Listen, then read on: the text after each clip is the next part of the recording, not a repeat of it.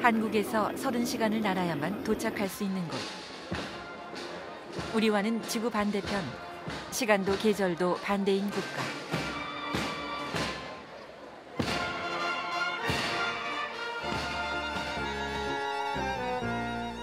남아메리카 대륙 남동부에 위치한 아르헨티나. 하나의 심장과 4개의 다리로 표현되는 예술. 인생의 희로애락을 담고 있다는 탱고의 본고장이자 디에고 마라도나, 리오넬 메시 같은 세계적인 축구 영웅을 탄생시킨 나라. 그리고 프란치스코 교황의 고국으로 알려진 그곳에 한국인 이민자 출신의 주교가 있다. 프란치스코 교황의 20년 지기이자 아르헨티나에서 사제 활동을 해온 문할림 주교다. 제가 여기 아르헨티나 도착한 지가 39년쯤 됐어요. 39년. 이 나라의 사람으로 이 나라에서 살면서도 한국의 그 사람으로서 정체성을 잃지 말고 또 자기만을 위해서 살지 말고 이 나라 사람들, 이 나라 사회에서 묻혀 살기 때문에 사람들한테 공헌할 수 있는 뭔가를 찾아봐야 되지 않겠는가.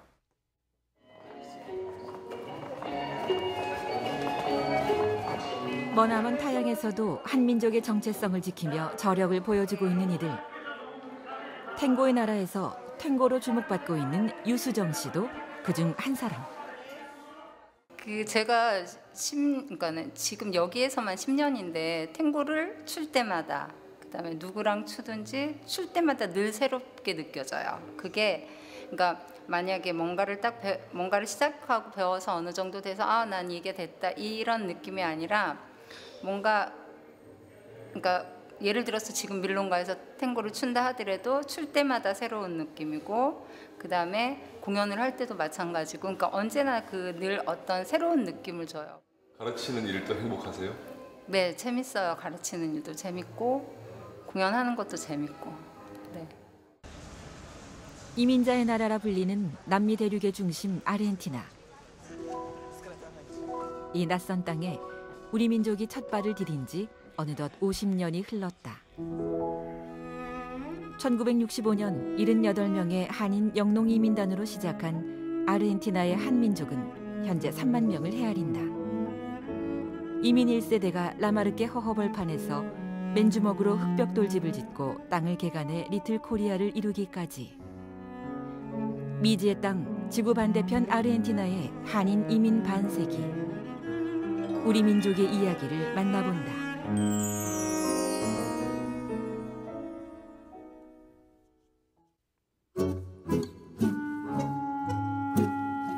아르헨티나의 수도 부에노스아이레스. 남미의 파리로 불릴 만큼 유럽과 닮아 있는 이곳의 상징은 뭐니 해도 탱고다. 탱고의 고향답게 100년의 전통을 이어가고 있는 밀론가. 세계적으로 많은 사랑을 받고 있는 탱고는 사실 부에노스아이레스 보카 항구로 모여든 가난한 이민자들 사이에서 태어난 춤이다. 그 이민자들이 세운 나라가 바로 아르헨티나. 우리에게는 낯설고 먼 지구 반대편의 나라. 아르헨티나로의 이민은 해외 이주 정책을 적극적으로 펼쳤던 1960년대로 거슬러 올라간다. 브라질이나 아르헨티나나 파라과이에 대해 가지고 1960년대에 대한민국에는 고급 정부가 거의 없었습니다. 그런데 신문지상에 남미 지역에 광활한 영토가 있다. 그곳은 겨울이 없기 때문에 1년 영중 농사를 지을 수 있다. 많은 농토가 있으니까 국내에서 농사 짓는 것보다 정부 차원에서 이민 갈 사람들을 선발해 가지고서 남미 이민이 시작되었습니다.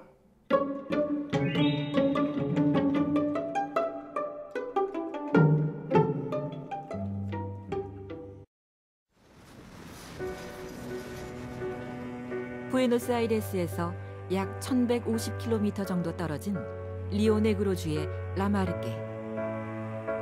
가도 가도 끝이 없는 광활한 땅. 그렇게 차로 꼬박 11시간을 달리면 한인 이민자들의 첫 정착지가 나온다.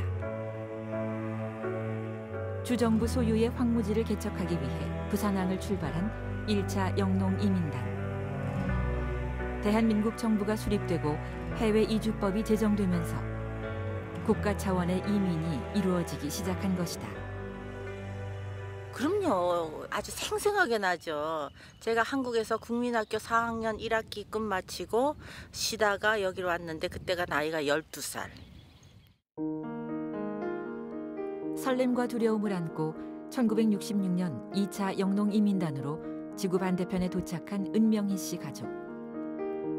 천막집을 치고 맨주먹으로 땅을 일궈야 하는 그야말로 혹독한 농업 이민의 시작이었다. 왜냐하면 1960년도 초에 농업 이민을 온 세대들이 집단으로 농업 이민을 온 세대들이 있었는데 이분들은 그 특징이 주로 그 모든 가족이 같이 그리고 그 당시에서는 그 중산층이었죠. 또 배움도 있었고 적어도 그 경비를 대서 여기 오기 위해서는 경제적으로도 그렇게 그 가난했던 사람들 아니고 그러니까 그 중산층 지금 현재 한국의 중산층 먹고 살 만한 사람들 아파트 하나나 두 개 가지고 있던 사람들이라고 생각하면 돼요.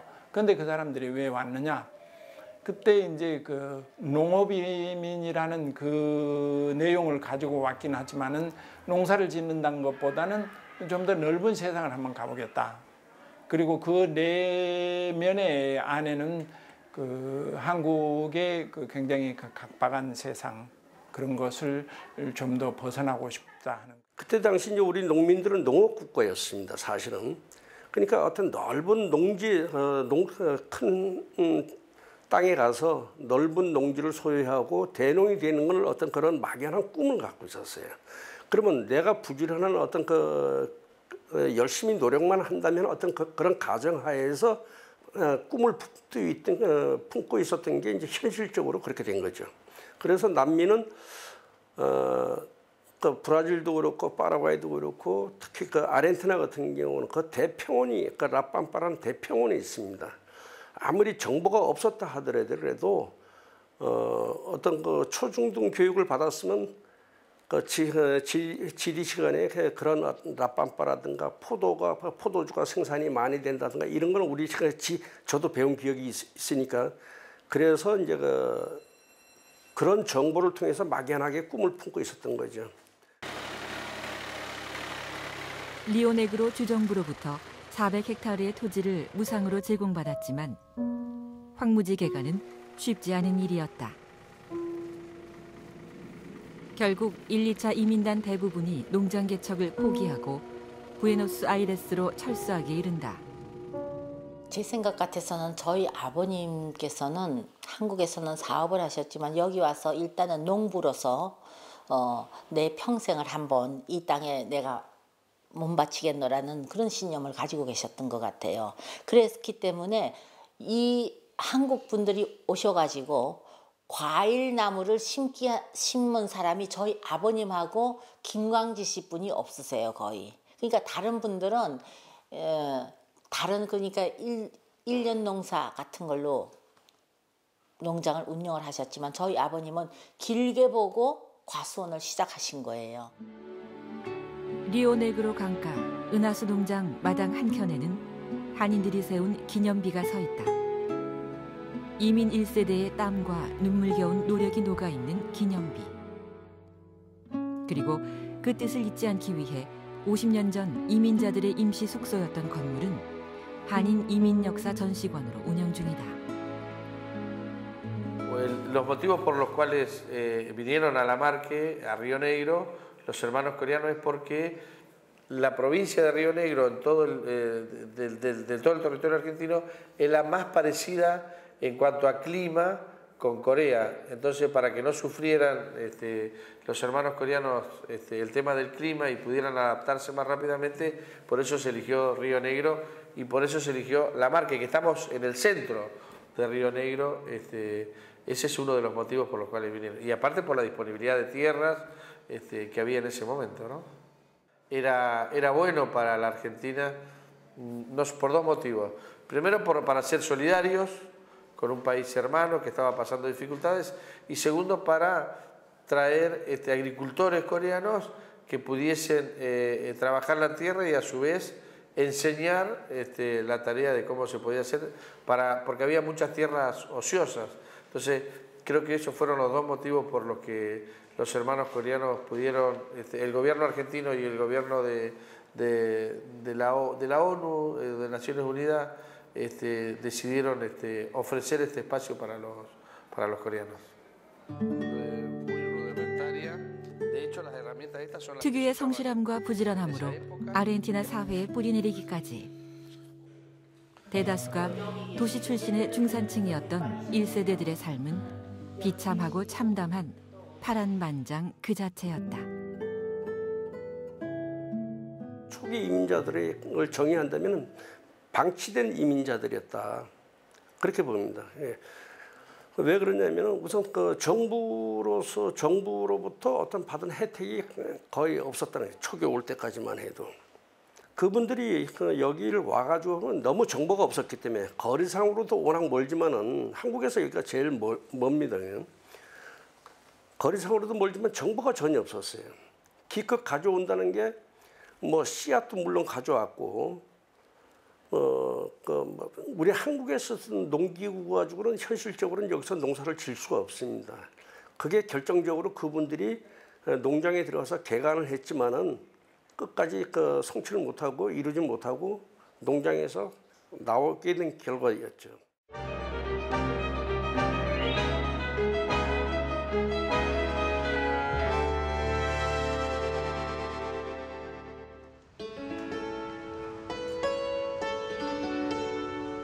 부에노스아이레스 도심에서 북쪽으로 40분 정도 차를 달리면 플로레스란 동네가 나온다. 라마르케 개척을 포기한 한인들이 빈민가로 모여들면서 형성된 한인 마을. 마치 우리나라 70년대의 시골 같다. 109번이 종점이라서 그래서 백구촌 이렇게 됐어요. 그래서 백구촌에다가 그다음에 한인 자치회에다가 이제는 한인타운에다가 이제는 코리아타운 이렇게까지 오게 됐죠. 근데 그 정착은 한국 사람들이 여기는 일하기가 좋은 장소가 되다 보니까, 왜냐하면 빈민가가 되다 보니까 일꾼식이 좋아서 여기에 정착하게 됐고, 그때는 솔직히 또 우리 정부가 또 넉넉지 못하니까 정말 100~200불 가지고 여기 떨어진 사람들이 많았죠. 변두리 빈민촌에 모여 가내수공업 형태의 봉제일을 시작한 한인들. 당시 유태인이 장악하고 있던 의류시장에 뛰어들어 이곳 온세 상업지구에 자리 잡는다. 예, 의류하고 이제 잡화도 하고 또 액세서리점도 있고 이불점도 있고, 주로 옷집인데 요즘은 이제 액세서리 하는 집들도 많이 생겨났어요. 그 온세가 옛날에는 옷이었는데 이제는 잡화 계통으로 많이 바뀌고 있어요. 이제 의류업은 한인 경제의 근간이다. 아르헨티나 섬유산업 5위권의 아메수드. 부에노스아이레스 근교 산 마르틴시에 있는 아메수드는 바로 한국인 김홍렬 대표가 이끄는 원단 생산 기업이다. 아르헨티나 이민 민족을 보면은 한 40% 정도가 스페인 계통, 그리고 40%가 이태리 계통, 그리고 20% 정도가 이제 주로 유럽 인종이고, 그러고 저희 같은 경우는 사실 불과 한 3만 명뿐이 안 되고 역사적으로도 굉장히 짧거든요. 근데 우리가 그 짧은 시간 동안 이렇게 경제적으로 큰 성장을 이룰 수 있었던 거는, 첫째는 한국인 특유의 그 근면, 성실, 저는 그 두 가지를 꼽고 싶어요. 왜냐하면 이태리, 특히 이제 스페인 사람들은 여기 이민 와서 언어도 여기 이 나라가 이제 스페인어를 하는 나라고, 그러니까 굉장히 장점이 많았는데도 그분들은 또 물론 나름대로 열심히 하셨지만은 그분들의 그런 그 역사와 그분들의 그 문화는 우리 한국 사람들하고는 또 다른 면이 있어요. 제가 볼 때는 한국 사람들은 아까 말씀드렸듯이 근면하고 성실, 이 두 가지로 정말 한마디로 악착같이 일했죠. 50년이 지난 지금 아르헨티나 의류 시장은 한인들에 의해 움직이고 있다고 해도 과언이 아니다. 이 모두가 이민 1세대의 희생과 노력으로 가능한 일이었다. 조화숙 노동민 씨라는 지금 호주에 가서 사시는 분인데 노동민 조화숙 씨 부부하고 최영덕 씨 부부란 분이 있습니다. 그 두 분은 조화숙 씨가 편물을 했습니다. 편물 기술을 갖고 있었어요. 그래서 이거를 하면은 우리 교민들이 좀 생활하는데 수월하게 돼서 편물 강습을 했습니다. 한 뭐 열흘, 뭐 보름 이런 기간을 두고. 그리고 또 이분이 왜 그러냐면 낮에 자기 시간을 완전히 희생을 하면서 자기 시간은 자기 일은 밤에 하고 낮에는 온전히 교민들을 위해서 제3국에서 넘어오신 분들을 위해서 희생을 한 거죠. 가르쳐 준 거죠. 그때는 일불 벌기가 참 쉽지가 않았다고 합니다. 근데 그 두 분이 하면 이불을 벌 수가 있는 거 아닙니까? 그걸 온전히 희생하고 밤에만 일을 했어요. 밤에라 해도 딸까닥 세울 수는, 낮에 안 자고 밤에 딸까닥 세울 수는 없습니까? 거기에 또 어떤 문제가 있냐면 이웃집에서 기계 소음으로 또 항의가 들어와요. 그러니까 얼마나 답답했겠습니까?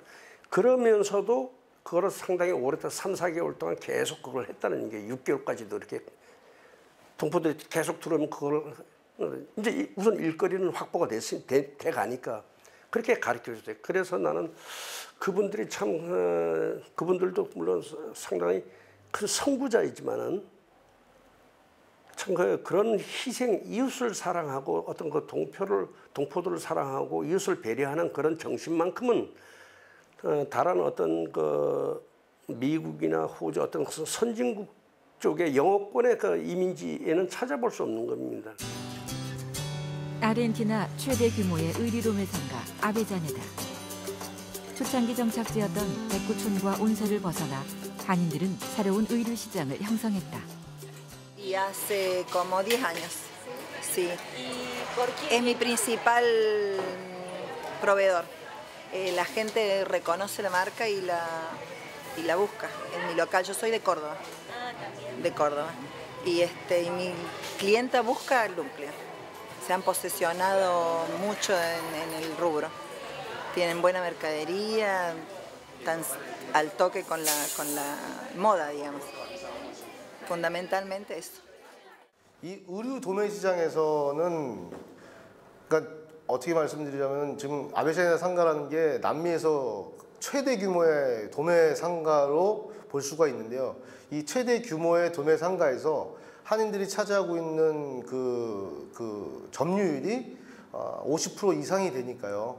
지금 현재 오래된 1992년도부터 지금까지 계속 장사분도 계시지만은 현재도 계속해서 그 2세들이 이제 한인 2세들이 도매 상가로 들어오면서 이제 예전처럼 이제 가내 수공업 같은 그런 시스템의 어떤 상가가 아닌 기업형 상가로 지금 계속해서 그 힘을 확장시키고 있는 상태이죠.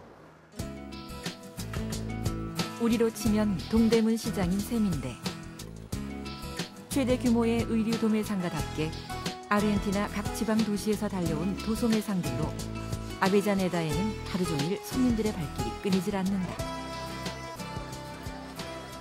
Me da la impresión de que el coreano trata de convivir cerca de sus paisanos, ¿no? Entonces, digamos, eso por ahí es algo que los caracteriza, ¿no? A la colectividad coreana, que buscan eso, estar cerca de sus paisanos. Que los hijos de los coreanos, que son argentinos porque nacen aquí en la Argentina, siguen teniendo ese sentido de pertenencia también a la colectividad coreana. Entonces son mitad coreanos, mitad argentinos, nunca van a dejar de pertenecer a la comunidad coreana. Eso también es algo que me parece que es muy característico, ¿no? Hablan el idioma de sus padres o el idioma de sus abuelos, no lo pierden eso, y me parece que eso también los caracteriza. También, y por ahí en relación a las actividades, digamos, hay una parte muy importante de la colectividad coreana que se dedica al comercio y sobre todo al comercio en el rubro textil, ¿no? Que también es algo que caracteriza a gran parte de la colectividad coreana. Uno identifica el coreano con la actividad comercial o con la actividad comercial textil, ¿no? Y hoy, bueno, yo sé que hay un esfuerzo importante y que se ve también de promover otras cosas de Corea, como por ejemplo la industria o la tecnología. Bueno, y hoy hay una marca muy importante de Corea que produce en Tierra del Fuego, ¿no? En la provincia de Tierra del Fuego.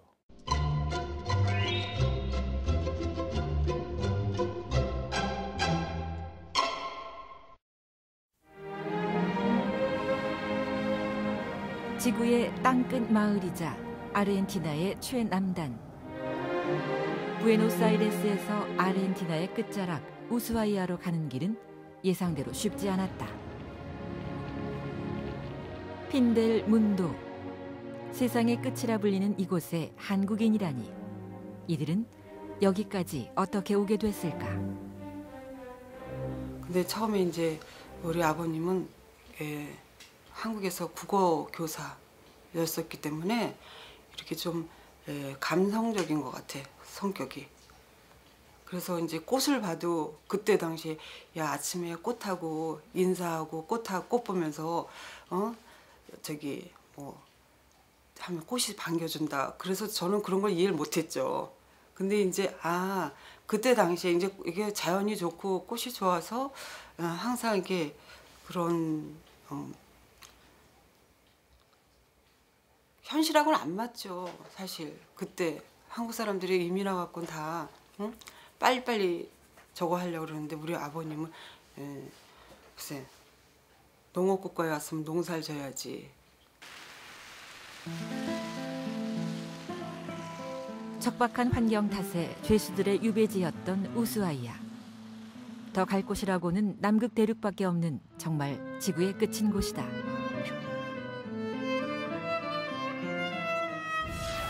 이곳에서 문명근 씨 가족은 농사를 지었다. 한국인 가족이 얼어붙은 땅을 일궈 채소 농사를 짓겠다고 했을 때 사람들은 비웃었다. 그렇죠. 여기서 누가 농사 질 생각을 안 하죠. 감히. 또 열악하고 날씨도 변동이 심하고 뭐 하루에 뭐 4계절이 있다 그러잖아요. 눈 왔다 비 왔다 해 놨다. 그리고 이 나라 사람들은 이렇게 하우스 온실이라는 개념을 모르고 그리고 또 넓은 땅인데 누가 여기 와서 이렇게 농사를 지려고 그래. 근데 이제 아버님은 다른 사람들이 다 하는 것보다 내가 누가 못 하는데 가서 이제 이렇게 어쩌면 불모지? 그런 데 와서 이제 개척을 하신 거지. 그러니까 아무래도 이제 가족들이 고생 많이 했죠. 어머니도 그렇고.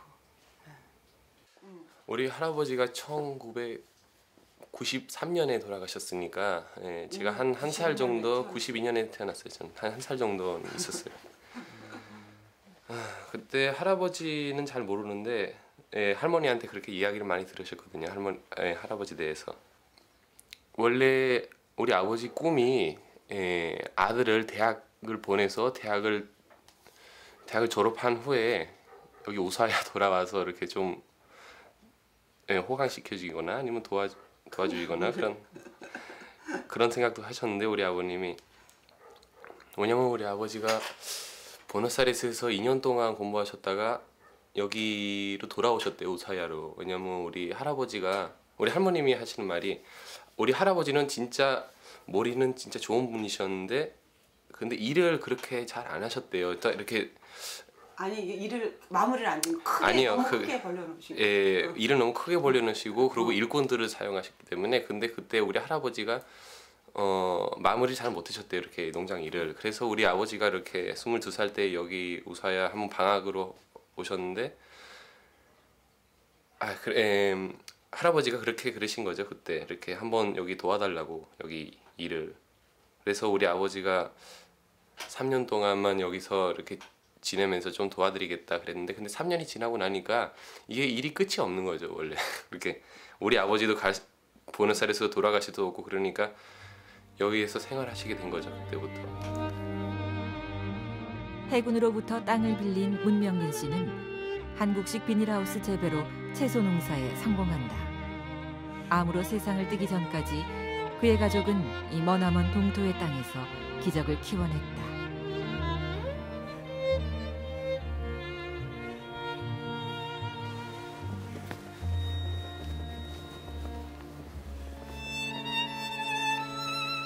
해안가 공동묘지. 이곳에 문명근 씨와 그의 큰아들이 잠들어 있다. 그러면 저희 할아버님이랑 아버님이랑 같이 계시는 거예요? 아니에요. 우리 할아버님은 여기 계시고요. 네. 우리 아버님은 저쪽으로 밑으로 내려가서 그쪽에 계세요.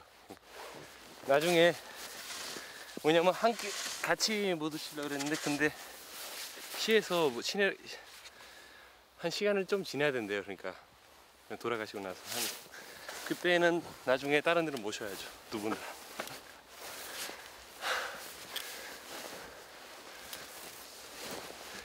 제 생각은 나중에 여기 농장으로 모실 것 같아요. 우리 이분들. 이게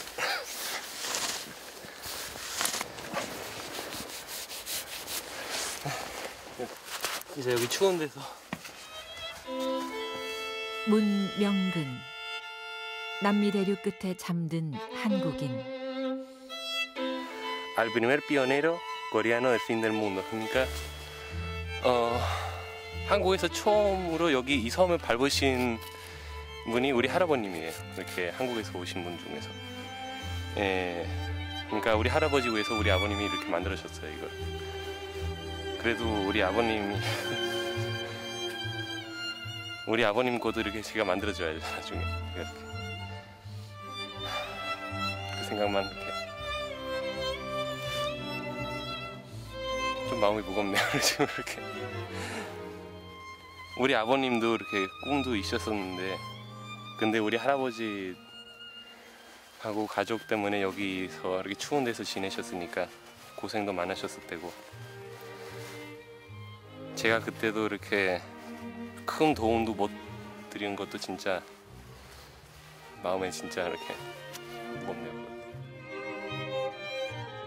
여기 세상의 끝을 개척한 한국인이 있다. 그리운 고향을 두고 낯선 불모의 땅에서 희망을 잃지 않던 불굴의 개척자. 그가 평안히 잠들기를. 그러니까 해군에서 농지를 불안을 해준 겁니다. 이게. 그러니까 이제 직접 와서 보고 그런 거고. 예. 여기 이제 문명근 씨 딸 와서 이제 농장을 이제 저기 와서 한번 보는 장면입니다. 여기 이제 상추를 길러가지고 성공한 하고 그러니까는 그때 당시 거기 우수아야 사람들은 인구가 한 2만 정도였습니다. 주지만은 우리 식으로 얘기하면 특별주였습니다. 그 우수아야가. 그래서 주지사가 이렇게 여기서 비행기로 부에노스아이레스에서 이 야채를 실어다 먹어야 할 때였습니다. 그러니까 얼마나 편해요. 그래서 이제 땅을 해군에서 준 거 가지고 농사를 지어가지고 성공했다 그러니까 와서 보는 장면인데 그때서부터는 이제 해군에 직접 납품을 하고 주민들한테 예를 들어서 상추 1kg에 1불이었다면 50센트에 반값으로 주민들한테 팔았어요. 그러니까 이분이 그 지역 주민들한테 대우를 안 받을 수가 없는 거죠. 예. 그러니까 그 이탈리아 사람들도 거기서 농업을 시도를 했었습니다. 그래서 실패를 했죠. 일본 사람들도 실패했습니다. 그리고 유고슬라비아 기록을 보니까 유고슬라비아 사람들도 한 4, 5년 고생하는데 실패를 했어요. 그래서 나온 얘기가 거기다 또 농사를 짓겠다면 좀 정신이 이상한 사람이지만 펭귄도 웃겠다. 거기 남극에 조금 더 내려가면 이제 그 펭귄이 많이 살거든요. 펭귄이 웃겠다고 한 얘기가 거기서 나온 얘기입니다. 그래. 그래서 그때 당시 그 대통령이 직접 현지를 방문해가지고 그때 당시까지만 해도 한국 사람으로서 이분으로 인해서 위상이 아무것도 없던 우리 교민들이 아무것도 내세울 것도 없던 분들이 이렇게 위상이 많이 올라가고 알려지게 되고. 우수아야의 한국인 농장은 아직 건재하다. 남은 가족들이 포기하지 않고 가업을 이어가고 있기 때문이다. 이게 다 온 거, 이게 부에노스에서부터 온 거예요. 부에노스에서 온 건데 이게 거기 깔멘에다가 들어갈 때 눈이 와서 오늘 못 내릴 것 같다. 괜찮네. 괜찮아. 플란텐 괜찮지? Llegaron bien. Sí, sí, está todo Sí, llegaron bien.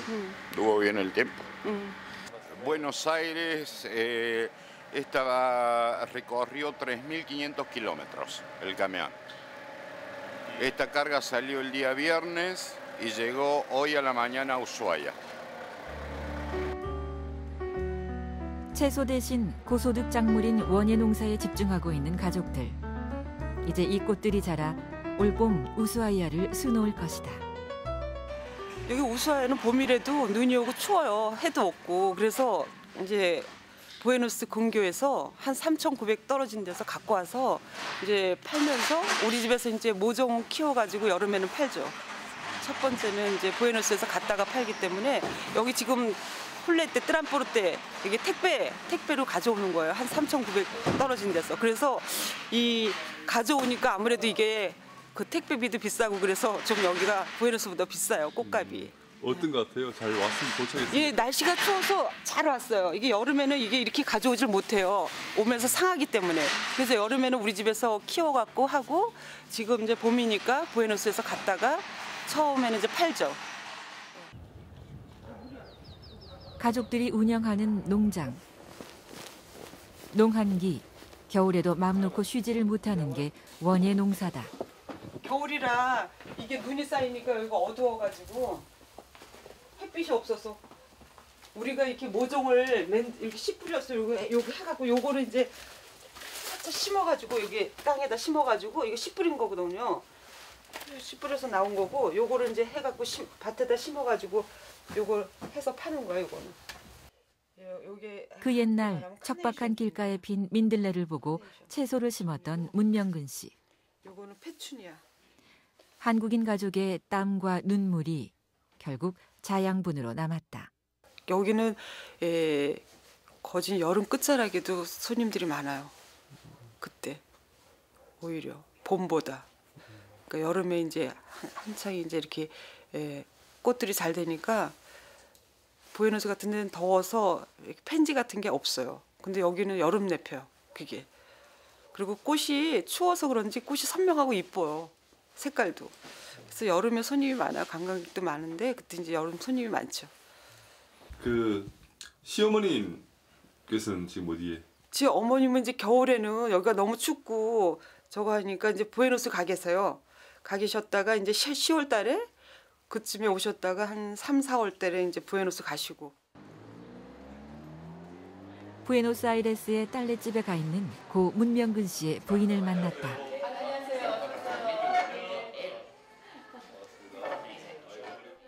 1971년 아르헨티나에 정착해 자식들도 다 출가시키고 이제는 80을 훌쩍 넘긴 나이. 이 지구 반대편에서 3대를 이루기까지 그녀의 인생 역시 결코 녹록지 않았다. 그 땅에 엎드려서 일한 사람은 저희 어머니였어요. 아버지는 꿈을 꾸시고 사할린 같은 데 편지를 해서 사할린에 있는 감자 종자가 여기에 맞을 것이다. 이런 생각을 하시고 어떻게 하면 사할린에 가볼 수 있을까. 그리고 그 감자 종자를 갖다 얻어다 창고에다 쌓아놓으시면 정말로 땅바닥에 정말 이렇게 네 발로 다니시면서 감자를 심으신 분은 저희 어머니와 저희 오빠였어요. 그리고 또 그렇게 하시다가 이제 상추 씨를 뿌리고 상추 모종하는 날은 이제 저희도 그때 이제 방학이라서 갔는데 정말 바람 불고 하는데 모종하러 하면 그 이튿날을 온 식구들이 몸살을 알아요. 근데 그때는 아마 상추를 씨를 뿌렸는가 봐요. 상추를 씨를 뿌려서 모종을 해서 그 모종을 키워서 다시 심어야지 된다는 그것도 모르는 상태였던 것 같아요. 그런 시행착오를 거듭하면서 정말로 일을 하신 분은 엄마예요. 저희 아버님은 계획하시고 꿈꾸시고 글로 쓰시고 편지 보내시고 그 다음에 물건을 받아서는 그냥 갖다 쌓아놓으신 분이에요. 이런 소리 해도 되나?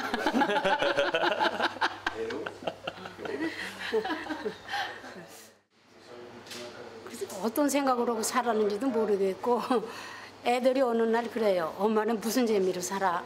그러는데 그 말이 그렇게 그 당시는 몰랐는데 그때 내가 옷 뺏길래 애들이 날 보고 엄마는 무슨 재미로 살아? 그렇게 물어봤을까? 그게 자꾸 요즘 생각이 나는데요. 어떻게 살았는지도 모르겠어요. 그냥 이렇게 해야만 되는 거다. 그리고 자기가 내가 이제 알기로는 나의 처한 그 환경에서 최선을 다하고 노력하고 살면 어느 땐가는 이제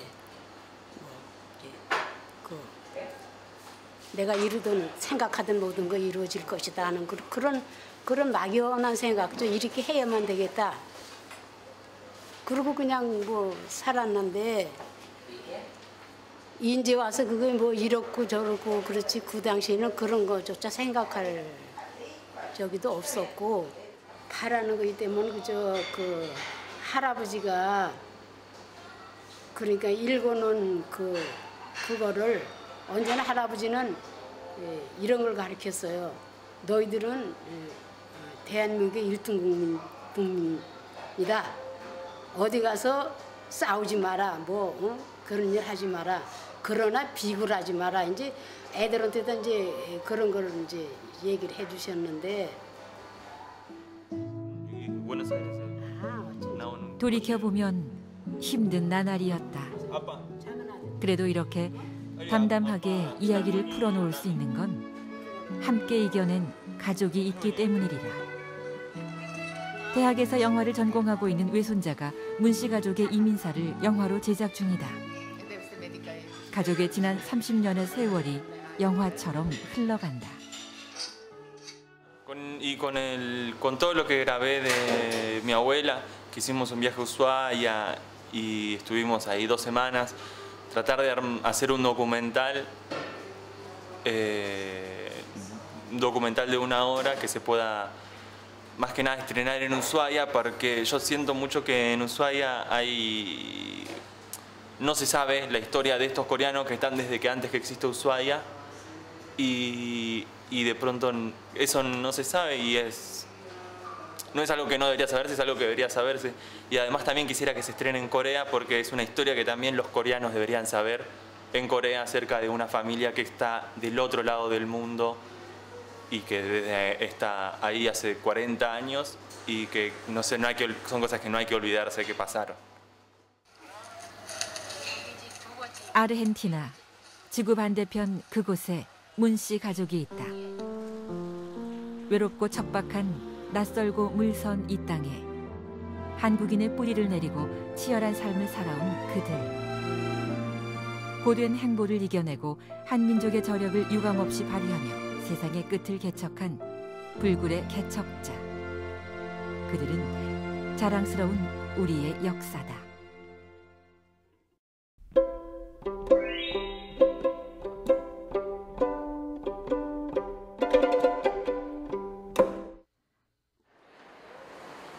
지난 9월 부에노스아이레스 시내 중심가의 한 공연장이 K-pop 스타들을 보기 위한 팬들로 가득 찼다. Una vez lo encontramos en YouTube y cliqueamos un video y nos gustó y empezamos a buscar sobre ello. Y yo le dije a ella, así también hicimos. Pero no sé, me parece porque son personas que se parecen a nosotras y nos gusta la música que hacen.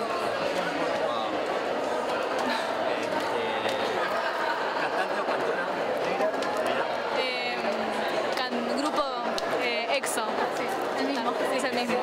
Sí.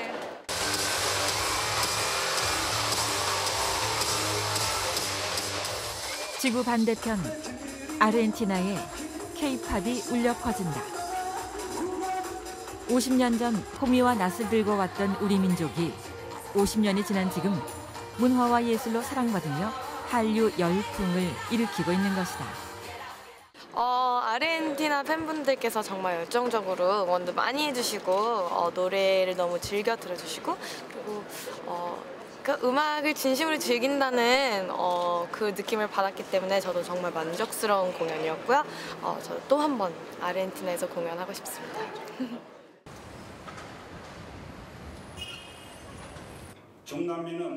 아르헨티나에서 처음 열린 중남미 한상대회.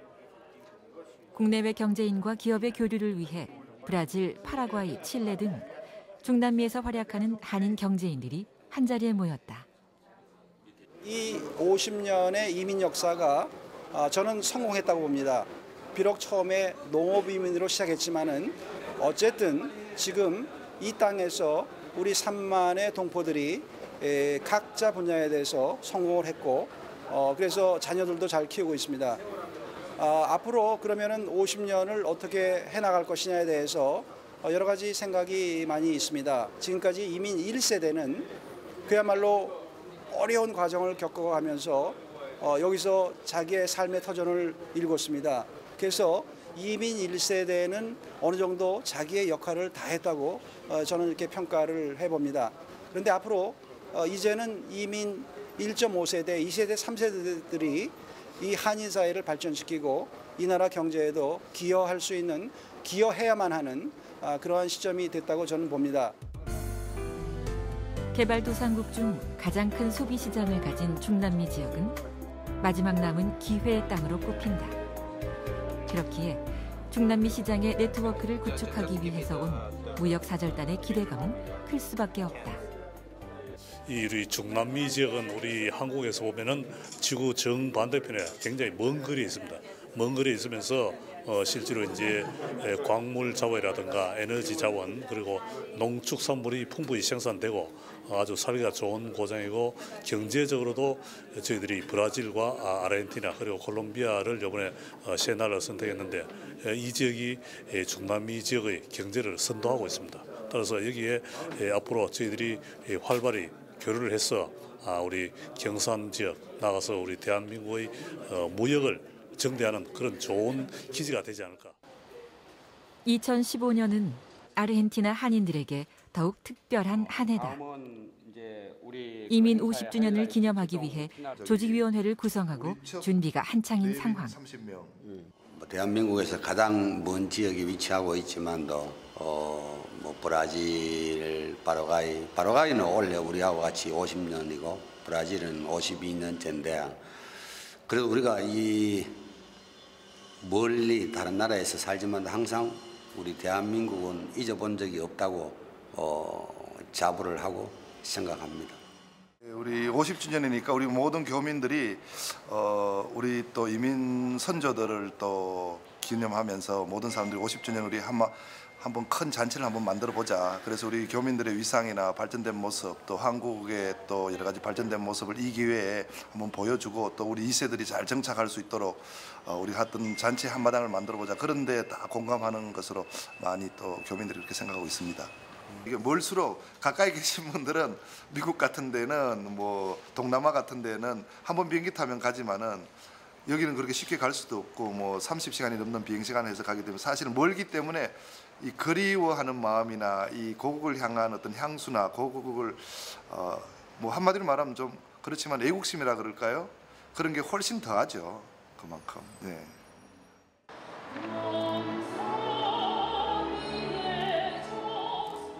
지구 반대편 아르헨티나에서 애국가가 울려 퍼진다. 10만여 명이 운집한 가운데 열린 이민 50주년 기념 행사. 교민들과 현지인들이 함께하는 흥겨운 축제 한마당이 펼쳐진다. 50년 전의 그날을 기억하기 위해 행사장을 찾은 사람들. 한국인 최초 정착지인 라마르케에서도 달려왔다. 기쁘죠. 또 특히 여기 부주지사, 시장, 그리고 한국인 학교 교장, 또 상원 의원이 같이 이렇게 다 함께 바쁜 시간 빼서 여기 참석하게 돼서 정말 기뻐요. 그리고 또 뿌듯하고요. 왜냐하면은 또 우리 한인회하고 대사관에서 이분들을 초대해 주신 것도 사실 마음이 참 흡족하고 또 이분들이 거기에 응답을 해서 이렇게 와주신 것도 고맙고. 불과 50년 만에 세계 10위권의 경제 대국으로 성장한 대한민국. 휴대전화, 자동차, 반도체에 이르는 한국의 성장은 해외에서 뿌리를 내린 1세대가 있기에 가능한 것이었다. 언제나 1세대에게 너무 감사하고 자랑스럽게 생각하는 입장입니다. 솔직히 2세는 1세대가 기초적인 경제적인 기반을 잡아놨기 때문에 우리가 이제 우리의 꿈을 이뤄나갈 수 있는 그런 상황이지 않을까 싶습니다. 제가 1.5세입니다. 1.5세로선 참 이게 의미 깊은 행사죠. 왜냐면은 제 부모님들과 할머니들, 그다음에 이제 지금은 많은 분들은 자녀분들도 여기서 있으시거든요. 그래서 모두 함께 이렇게 50주년을 이렇게 축하하고 즐긴다는 게 아주 큰 역사적으로 의미가 깊은 행사라고 생각합니다. 이게 오늘 제가 환영사에도 말했지만은 우리 아르헨티나 국민들, 우리를 따뜻하게 맞이해준 아르헨티나 국민들, 이 나라에 감사하고 또 우리 이민 선대들이 또 그동안 많은 헌신 때문에 우리가 오늘 이 자리에 있게 되는데, 오늘 우리 모든 한인들과 우리 아르헨티나 사람들이 모여가지고 축하에 대해 한마당이 되어서 또 앞으로 다가오는 50년을 우리가 준비하는, 또 힘을 합하는 그런 기회가 됐으면 좋을 것 같아요. 네. 아르헨티나에 첫 발을 내디딘 지 어느덧 반세기. 고국을 떠난 1세대와 그들의 혈통을 이어받은 후손들이 이곳에 있다. 척박한 머나먼 이국 땅에서 삶의 터전을 일구며 살아온 이민자들. 그들은 현지 사회에서 성공한 이민 공동체로 평가받으며 한민족으로서 정체성을 잃지 않기 위해 애써왔다. Y la experiencia de Corea para mí fue muy importante porque me permitió ver cómo un país con todas las limitaciones de recursos que tiene Corea, ha logrado sobreponerse a toda la adversidad y la situación que se encontraba al término de la Guerra de Corea, en el año 53. O sea que en 60 años, Corea del Sur ha logrado superarse y llegar a ser un país, digamos, que continúa desarrollándose con un Producto Bruto Interno que está entre el 12º y el 13º del mundo. Así que todo eso yo lo llevo como un aprendizaje, ¿no? Y habiendo conocido cómo son los coreanos, puedo decir que todo eso ha sido resultado del gran esfuerzo de la gente y en trabajo y en estudio y en pensar cómo tener a cada instante un país mejor, o sea, trabajando como nación. Para mejorar. Ese aprendizaje que yo tuve estando allá creo que es el aporte que todos los coreanos o descendientes de coreanos que están en Argentina pueden hacer a los argentinos o a la Argentina, preservando esa forma de comportamiento respetuoso, con apego al orden, con un espíritu democrático, gente de bien, que comercia siguiendo las reglas sociales y comerciales, o sea, toda esa cultura ordenada que traen de un país que está basado, cuyo desarrollo está basado en el esfuerzo, creo que es lo que los coreanos, lo que yo le pido a los coreanos que transmitan cuando vienen a Argentina, ¿entendés? Porque es bueno ese, no sé si ejemplo, pero sí esa forma de comportarse porque nos hace bien a todos. 지구 반대편의 먼 이국 땅, 아르헨티나에 뿌리 내린 지 50년.